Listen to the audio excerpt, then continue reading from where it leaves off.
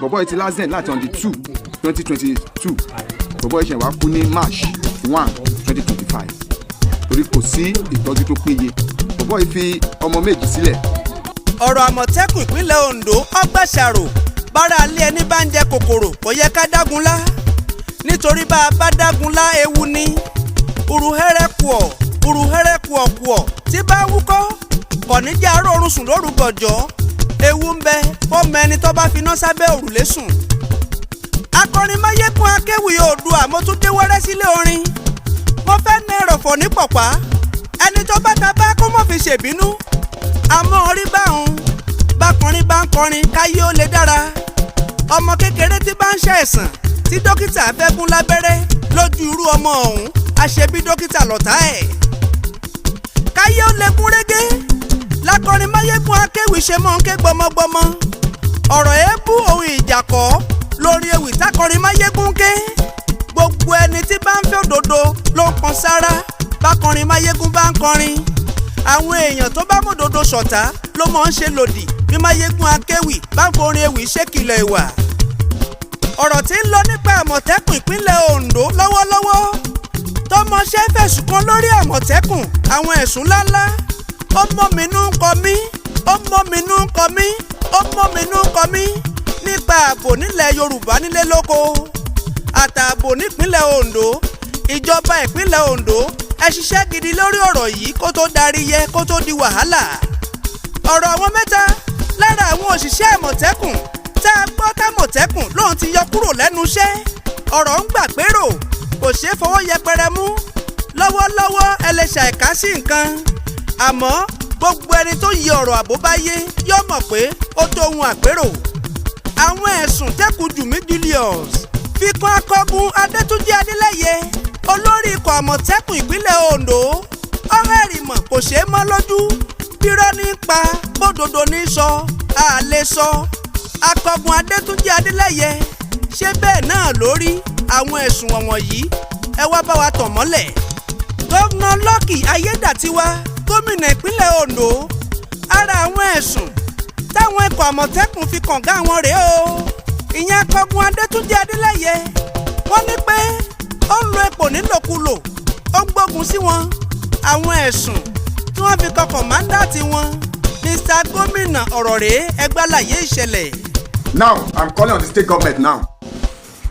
They should call Adétúnjí Adélẹ́yẹ, the commander of Àmọ̀tẹ́kùn. Come bèrè lọ́wọ́ ẹ̀. Ìbọn Àmọ̀tẹ́kùn tó lòdù sí mọ́tò tó kó lọ sí Ọ̀ṣun state. Kí ló fi lọ ṣe? Ta ló lọ tà á fún? Ìyẹn 1. 2. Ilé tó lọ kọ́ sí Lẹ́kí lẹ́kọ̀ọ́ tó yẹ pé gbogbo àwọn escort ẹ̀ tó ń bá ti ń tẹ̀lé tó ń bá ti fẹ́ débẹ̀ á pààkì wọn sọ̀nà á gba mọ́tò lọ́wọ́ driver ẹ̀ òun nìkan ló máa ń gbé mọ́tò débẹ̀ wọ́n dẹ̀ máa ń lòdì owó lọ láti bí ni ẹbẹ̀ lọ́wọ́ Adétúnjí ibi wo ni ilé yẹn do ló ti rówó fi kọ àti pé kí ni báwo ni ọ̀rọ̀ ilé yẹn ṣe jẹ́ tá a máa gbé àwọn físà díẹ̀ ọ̀nà tá a máa drop wọn tó ní gbé wọn délé yẹn cash ló máa ń gbé lọ á lòdù ẹ̀ sínú mọ́tò cash money á lọ máa lòdù ẹ̀ sínú ilé yẹn. wọ́n ní látijọ́ tí wọ́n ti gbà wọ́n fúnṣẹ́ Àmọ̀tẹ́kùn ìpínlẹ̀ Ondo wọn ò fún wọn ní ìwé ìgbàsíṣẹ́ appointment letter wọ́n ní wọ́n ti gbé ìgbésẹ̀ títí lónírúurú kí ìwé ìgbàsíṣẹ́ wọn lè tẹ̀ wọ́n lọ́wọ́ síbẹ̀síbẹ̀ pàbó ló ń já sí lára àwọn ohun tí wọ́n ń bínú sínú àwọn ń ṣiṣẹ́ kárakára gẹ́gẹ́ bí Àmọ̀tẹ́kùn ìpínlẹ̀ Ondo ṣùgbọ́n orúkọ wọn ò wọ̀wé owó ẹnu làwọn fi ń já Àmọ̀tẹ́kùn àwọn òṣìṣẹ́ Àmọ̀tẹ́kùn ti ń bínú yìí o wọ́n ní ohun tí ń bí wọn nínú ni pé àwọn ò employment letters láti bí ọdún méjì ó lé táwọn ti ń ṣiṣẹ́ wọ́n sì ti béèrè lọ́wọ́ ọ̀gá wọn Adétúnjí Adélẹ́yẹ àtàwọn nǹkan míì tí wọ́n ń fẹ́ àmọ́ kò sóhun tó ṣẹlẹ̀ lórí ẹ̀ wọ́n sì ní bẹ́ẹ̀ kọ́ lọ̀rọ̀ rí báwọn tí wọ́n gbà síṣẹ́ Àmọ̀tẹ́kùn nípínlẹ̀ Ọ̀yọ́ lẹ́kìtì àti láṣun débi pé wọ́n láwọn ẹ̀rí lọ́wọ́ wọ́n ní kí ló dé tó fi jẹ́ pé tí ikọ̀ Àmọ̀tẹ́kùn ìpínlẹ̀ Ondo ń lọ́rọ̀ wọn dogun dọdẹ tí wọn ò rí appointment letter gbà látijọ́ tí wọ́n ti bẹ̀rẹ̀ iṣẹ́ Àmọ̀tẹ́kùn. ohun tá a tún gbọ́ tí wọ́n ní Àmọ̀tẹ́kùn ìpínlẹ̀ Ondo sọ ni pé àwọn òṣìṣẹ́ wọn mẹ́ta Abu Taiwo Akínṣípẹ̀ Victor àti Tẹ́kùjùmí Julius ni wọ́n ti yọ kúrò níṣẹ́ wọ́n ní wọ́n fẹ̀sùn kàn wọ́n ẹ̀sùn ìgbìyànjú láti digunjalè ni wọ́n sọ àtẹ̀sùn mímọ́ dájọba lò lọ́wọ́ ara wọn kó tó tún wá di pé ọ̀kan nínú wọn jáde síta gbangba ìyẹn Ẹ̀kújù Julius ó ní irọ́ kò rí bẹ́ẹ̀. wẹ́ẹ́ ohun tó ṣe kókó sáwọ̀ èèyàn ìlú ni pé gbóhun tó ń ṣẹlẹ̀ lọ́wọ́lọ́wọ́ nínú ikọ̀ Àmọ̀tẹ́kùn ìpínlẹ̀ Ondo tó bá sì ń tẹ̀síwájú tẹ́ ìpaná rẹ̀ ewu ńlá ni fẹ́tọ̀ ààbò ìpínlẹ̀ Ondo ó tún lè ṣàkóbá pé ewu ààbò nílẹ̀ Yorùbá káríkárí ẹ lọ mọ̀ yìí dájú ìfọwọ́sowọ́pọ̀ wọn ló lè mú wọn ṣiṣẹ́ tó yẹ ọmọ ẹṣẹ́ bá ń bínú tọ́gà náà fárígá nítorí ìmọ̀tara ẹni nìkan ó lè ṣàkóbá fọ́rọ̀ ààbò ní gbogbo ilẹ̀ Yorùbá káfàtà.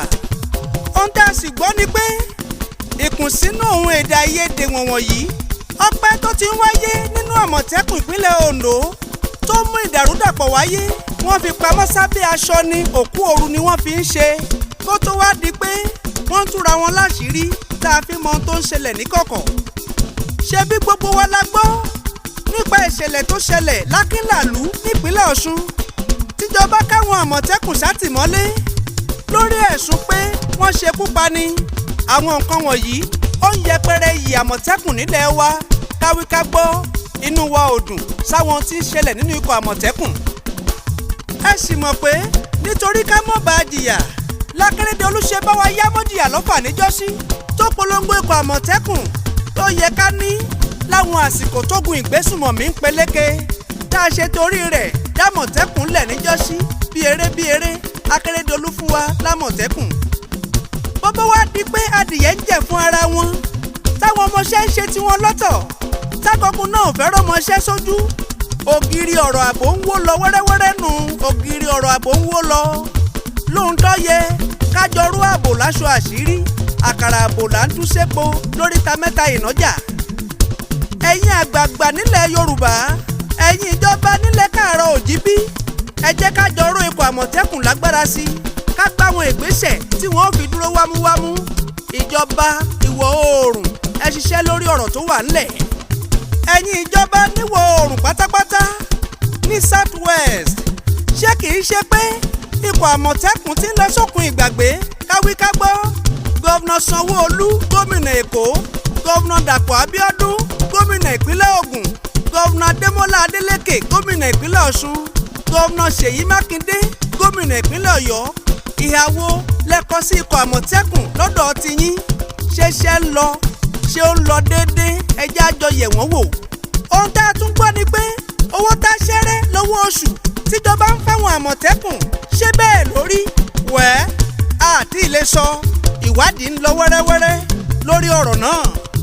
akọrin Máyégún akéwì Oòduà mò ń lọ náà o mo sì tún padà bọ̀ tó bá yá ẹ lọ subscribe sí Òjó Awógbèmí Kábíyèsí TV lórí YouTube kẹ́bà lè mọ́ gbádùn àwọn orin ewì ìṣẹ̀lẹ̀ tí ń kọ́ni lọ́gbọ́n àwọn orin ewì tí ń kìlọ̀ ìwà. morning this morning. mo kí gbogbo ọmọ Ondo State fún akitiyan yín lórí ọ̀rọ̀ wa. síbẹ̀ a ní ìdájí tún pé àkíyèsí yín sí ìdí tá a fi ń jà pé a need appointment letter. àwọn ìdí tá a fi need appointment letter làwọn eléyìí. for example máa fi ẹnìkan ṣe example. Sule Sunday BRO2 intake Àmọ̀tẹ́kùn ni. Sule Sunday is from ọmọ Ọ̀wọ̀ ni. ó ń lọ síbi iṣẹ́ ni tó ní accident, a fatal accident. nígbà tó l'accident yìí they rush him to hospital. àwọn Àmọ̀tẹ́kùn wọn fi ń lẹ̀ bọ̀bọ̀ yìí ti l'accident láti on the 2022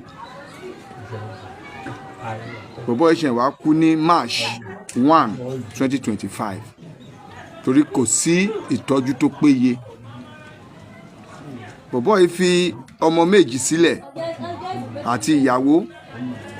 nígbà tí bọ̀bọ̀ yìí kú èló ni Ondo State government àti commander Àmọ̀tẹ́kùn èló ni wọ́n fún They gave his family just 200,000 naira. 200,000. Only 200,000. They abandoned his 2 children and his wife, rather. Just because we are not into government payroll. Just because we are contract staff. As our commander said. These are things we are fighting for. We need justice on this matter. Ma send picture of boy yẹn gbà tó last night tó wà l'hospital. Bí wọ́n ṣe títí tán take care of boy yẹn títí boy yẹn fi kú. Ó kú tán 200,000 náà mú lọ fún family rẹ̀. Tẹ́ bá ní mo parọ́ ma send number ìyàwó bọ̀bọ̀ yẹn. Ma send ẹ̀ sórí orí kíní pẹ̀lú àwọn picture of boy yẹn. Kẹ́ ẹ pé àwọn family. Ẹ̀yin ọmọ Ondo state. Kẹ́ ẹ pé àwọn family ẹ̀ kẹ́ ẹ béèrè lọ́wọ́ ẹ̀. So lórí iṣẹ́ tá à ń ṣe ní confidence lórí iṣẹ́ tá à ń ṣe. We don't have confidence on this job. Láìsí appointment letter, láìsí confirmation letter, without payroll, we are just working in vain. Gbogbo ẹ̀yin ọmọ Ondo state Àmòtékùn, mo fi gbà yín pé gbogbo yín, it is time for us to stand up for freedom.